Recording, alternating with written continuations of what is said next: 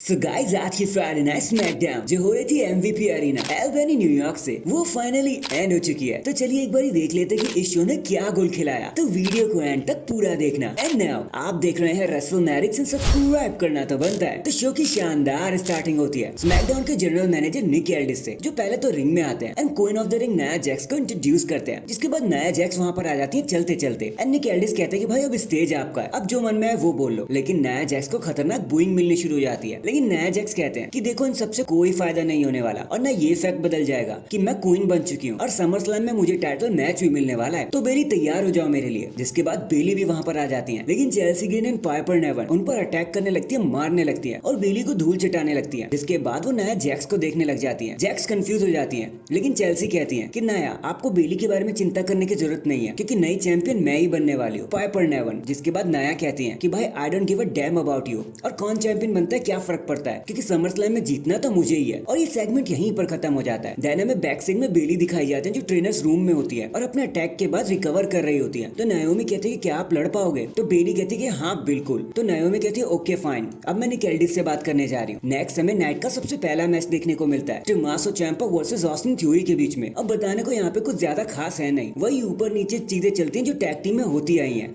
लेकिन इन दी and टमासो ciampa अपने match को जीत जाते हैं और अपनी टीम को एक भड़क दिला देते हैं। देन हमें एक भारी भरकम बैक से सेगमेंट देखने को मिलता है जो कम्प्लीटली अननेसेसरी था, तो हम उसे अच्छे से अवॉइड कर देंगे। जिसके बाद हम चलते हैं मेन शो पर और हमें एंड्राडे वर्सेस अपोलो क्रूज के बीच में एक सिंगल्स मैच दिखाया जाता है। अब क्योंकि ये एंड्राडे का ऑलमोस्ट एक डेब्यूट मैच था तो हम सब जानते हैं कि वो हारने वाले तो थे नहीं, तो एक स्पिनिंग एल्बो लगाकर वो मैच को जीत जाते हैं। जिसके बाद वहां पर एस्कोबार आ जाता है अपनी पूरी टीम फैंटास्मा के साथ और हंसने लगते हैं कि एंड्राडे हमें ज्वाइन कर लो। लेकिन एंड्राडे उनको बाईपास करके चुपचाप वहां से चले जाते हैं। डायना में बैक स्टेज में एक लंबा चौड़ा सेगमेंट देखने को मिलता है ब्लड लाइन के बीच में, जहाँ basically Paul Heyman and solo Sikoa Cody Rhodes को हटाने की बात कर रहे होते हैं। लेकिन तभी केविन ओवेंस का थीम सॉन्ग प्ले हो जाता है जो रिंग में आ रहे होते हैं और सोलो सिकोवा कहते हैं कि कोडी को मैं देख लेता हूँ, तुम केविन ओवेंस को फिक्स करो। तो केविन ओवेंस रिंग में आते हैं एंड हमें रिंग का सेगमेंट दिखाया जाता है जहाँ वो कहते हैं कि देखो लास्ट वीक मैंने रिटर्न किया क्योंकि मैं रेंडी ऑर्टन को बचाना चाहता था। मैं नहीं चाहता था कि ब्लड लाइन रेंडी ऑर्टन का मौका खराब करे किंग बनने के लिए, क्योंकि सालों से रेंडी ऑर्टन मेरा ध्यान रख रहे हैं, तो मैंने भी उनके लिए एक फेवर कर दी। बट चलो वो किंग ऑफ द रिंग तो नहीं बन पाए और ऑर्टन आज यहाँ नहीं है मैं जानता हूँ, लेकिन सोलो और उसका छोटा सा क्रू यहाँ पर जरूर है,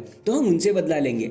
लेकिन पॉल हेमन वहाँ पे आते हैं और खुद को इंट्रोड्यूस करते हैं और कहते हैं कि देखो मैं 4 सालों से रोमन रेंस को सर्व कर रहा था और अब मैं ब्लड लाइन और सोलो सिकोवा को सर्व कर रहा हूँ। ओवेंस कहते हैं कि हेमन तुम रिंग में क्यों नहीं आ जाते और सीधा मुद्दे की बात क्यों नहीं करते। पॉल कहते हैं कि देखो केविन यू आर ग्रेट, हम तुम्हें एक्नॉलेज करते हैं एक असली थ्रेट के रूप में कि तुम ही रोमन रेंस को हरा सकते थे और तुम ही लड़ना चाहते थे। लेकिन अब मेरी बात सुनो, अब क्यों लड़ रहे हो तुम? ये लोग यार खून के प्यासे, तुम इन लोगों की बात सुन रहे हो, ये तुम्हारा कभी साथ नहीं देंगे। तो पॉल हेमन कहते हैं कि देखो केविन मैं तुम्हें पसंद करता हूँ, हम दोनों एक दूसरे की फैमिली को जानते हैं, लेकिन तुम सोलो सिकोवा को क्यों बार बार बुलाए जा रहे हो? अगर तुम ऐसा करना बंद नहीं करोगे तो हम भी चुप नहीं बैठेंगे। तो केविन ओवेंस कहते हैं कि पॉल अब शट अप, चुप हो जाओ। अगर तुम मेरी हेल्प करना चाहते हो ना तो सोलो सिकोवा को इधर लेके आओ। देखा है मैंने कि तुमने कितनी हेल्प करने की कोशिश करी है मेरी, तो मैं तुम्हारी बातों में नहीं आने वाला। तुम पर कौन ही यकीन करेगा भाई? तुम तो ब्रॉक लेसनर को धोखा देकर रोमन रेंस के साथ जुड़ गए और अब रोमन को छोड़कर सोलो के साथ जुड़ गए, और वो भी तुम उस सोलो सिकोवा से जुड़ रहे हो जिसको 4 साल तक पता ही नहीं चला कि वो करना क्या चाहता है। और सच में मैं सबकी रिस्पेक्ट करता हूँ, जिमी की, जेउसो की, रोमन रेंस की, लेकिन सोलो सिकोवा और उसके क्रू की तो बिल्कुल नहीं करता। पॉल हेमन कहते हैं कि देख हम एक दूसरे के परिवारों को जानते हैं अच्छे से, हम उनसे मिल चुके हैं और तुम प्लीज पीछे हट जाओ ताकि किसी को चोट ना पहुंचे। और कोई मुझ पर यकीन क्यों नहीं कर रहा? और पॉल हेमन अपना माइक केविन पर फेंक देते हैं। केविन ओवेंस थोड़ा सा कंफ्यूज हो जाते हैं, लेकिन वो पॉल हेमन के पास जाने की कोशिश करता है कि बेटा अब तू बच के दिखा।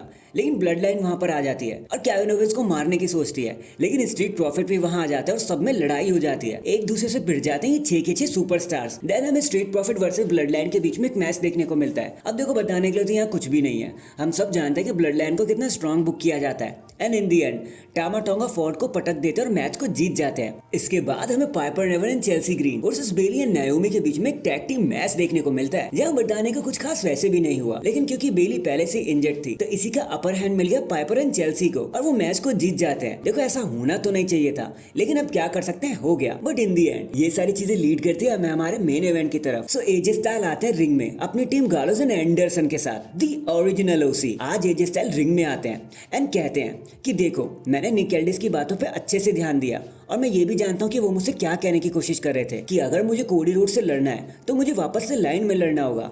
बट बात यार अलग ही है, मैं वेट नहीं कर पा रहा क्योंकि मैं 20 सालों से यार रेसलिंग कर रहा हूँ और शायद मुझ पर अब इतना टाइम नहीं है। देखो जब मेरे बेटे की ग्रेजुएशन पार्टी हो रही थी ना तब मुझे रियलाइज हुआ कि मैंने कितना कुछ मिस कर दिया है। तो मुझे फिनोमिनल 1 रिंग में नहीं, मुझे फिनोमिनल फादर बनना चाहिए था। बाकी गालोज एंड एंडरसन, मैं तुम्हें भी नहीं भूल सकता, मैंने ये सब तुम्हारे साथ ही किया। तुम मेरे भाई से भी बढ़कर हो, तुम उनसे भी ज्यादा ऊपर हो। लेकिन कोडी प्लीज तुम रिंग में आओ, हमें बात करनी चाहिए। जिसके बाद कोडी रोड्स भी वहां पर आ जाते हैं। एजे स्टाइल कहते हैं कि देख अगर मुझे मेरा लास्ट मैच चाहिए ना तो मैं चाहता हूँ तुम्हारे ही खिलाफ हो। बैकलैश में हम बहुत मजे से लड़े, लेकिन ये अब भी वही हाउस है जो मैंने बिल्ड किया है, लेकिन अब मैं चाबियां तुम्हें देना चाहता हूँ। कोडी कहते हैं कि एजे तुम बहुत खास हो, तुम बहुत सालों से ये सब कर रहे हो और हम सबके बड़े भाई बने हुए हो, so thank you so much. जिसके बाद दोनों के बीच में हग होता है, बट एजे स्टाइल उन्हें क्लोज लाइन मार देते हैं और अटैक करने लग जाते हैं कोडी के ऊपर। Look Carlos and Carl Anderson make sure करते हैं कि सिक्योरिटी वहां पर आकर उन्हें रोक नहीं पाए और एजे स्टाइल पूरी तरीके से अटैक कर सके। और एजे स्टाइल अपना पूरा गुस्सा निकाल देते हैं कोडी रोड्स के ऊपर। एंड डैंग, इसी के साथ हमारी आज की फ्राइडे नाइट स्मैकडाउन यहीं पर खत्म हो जाती है। वैसे आपको आज के शो के बारे में क्या कहना था कमेंट करके जरूर बताना। एंड चैनल पर नया है तो चैनल को जल्दी से लाइक एंड सब्सक्राइब कर दो। बाकी मैं मिलता हूँ आपसे किसी और अपडेट के साथ, तब तक के लिए अपना ख्याल रखें और खुश रहें।